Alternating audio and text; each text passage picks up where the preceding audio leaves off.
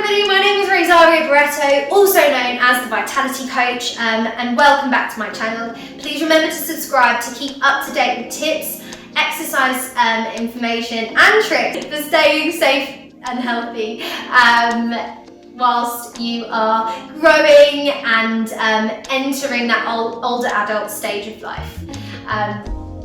Let's get cooking. Hi everybody, today we are in my kitchen looking at ways to stay safe in the kitchen and prevent falls. So as we grow older, basically our muscles do get weaker, and there's a reason for that. It's very common, and nearly 20% of people over 65 go through this process called sarcopenia. And that basically is, in the simplest way to explain it, muscle wastage.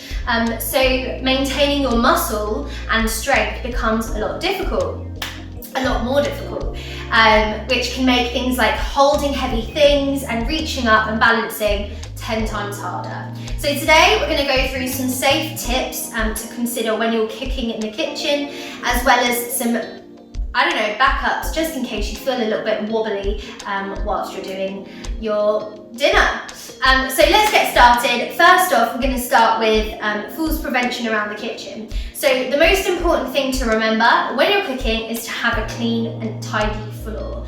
Avoid any trip hazards like boxes, wires, slips, spillage, and also shut all the cupboards and drawers to make sure that you don't miss them and fall onto them and break them, or fall onto them and break and hurt yourself, as morbid as it is. So that's tip number one. Tip number two is to make sure that your surfaces are nice and clear, just in case you need to put something on them and the thing that you're carrying becomes too heavy.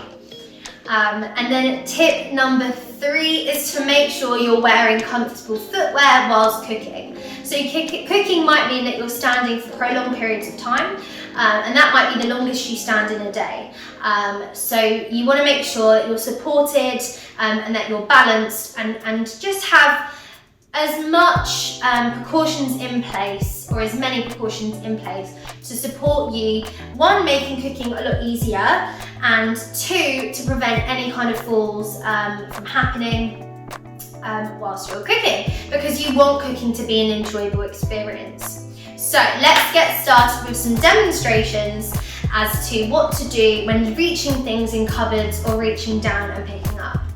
So let's start talking about reaching up for things that might be a little bit too high to get. Now, it's really tempting to be lazy and not get a stool to help you and support you, but if you do really want to ignore the fact that a stool will help you, and you might also be uncomfortable standing on one, these are my top tips. So today we're going to be aiming to get a glass, and then we're going to work our way up to the books at the top. So for a glass, if you are a little bit shorter than me and you're trying to reach up, the best thing to do to start off with is by trying to shuffle something close to you. So let's go to this glass at the back. So if I want it but I can't reach it, I'm just going to slowly bring it as close towards me as possible before it comes off the edge, so that it's easier to grab. Okay, so that's tip number one. We've also got lots of other things we can do. As I said, grab a stool or a grabber.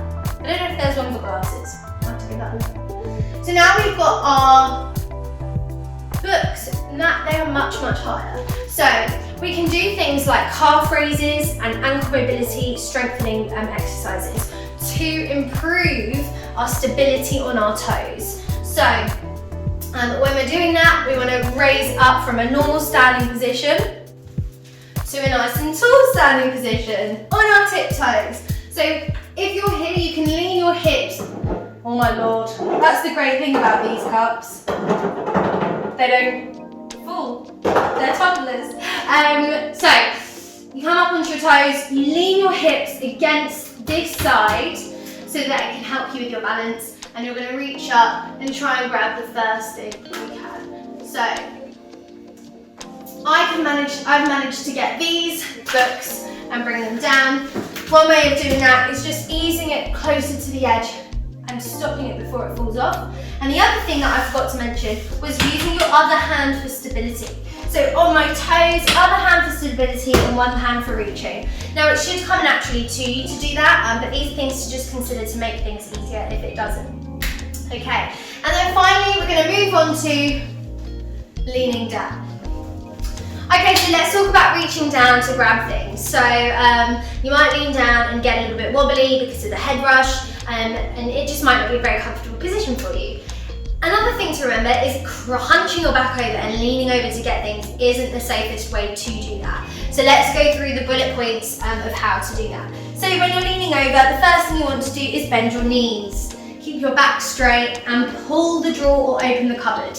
Okay, in this position, you're going to grab a bottle and stand up by using your hips to come forward and your knees to push off the floor, okay? So same for putting it down, bend the knees and put it down, shut the drawer and then stand up. Okay, so that's a really simple way of being able to lean over and stand up without one, compromising your back, two, feeling, getting that head rush feeling by leaning forward, and three, the most stable because your legs are nice and wide in that healthy, balanced stance.